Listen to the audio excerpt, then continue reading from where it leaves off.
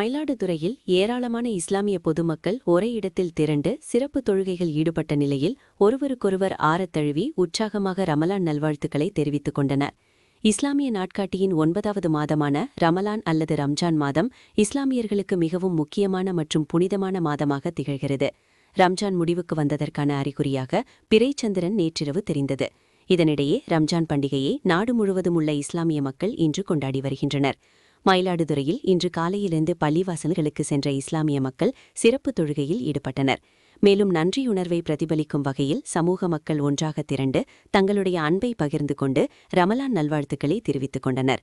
மேலும் சக நண்பர்களுடன் இணைந்து குழுவாக புகைப்படம் எடுத்துக்கொண்டு தங்களது மகிழ்ச்சியை வெளிப்படுத்தினர். செய்திகளை உடனுக்குடன் தெரிந்து கொள்ள லைக் பண்ணுங்க, ஷேர் பண்ணுங்க, சப்ஸ்கிரைப் பண்ணுங்க, மறக்காம கமெண்ட் பண்ணுங்க.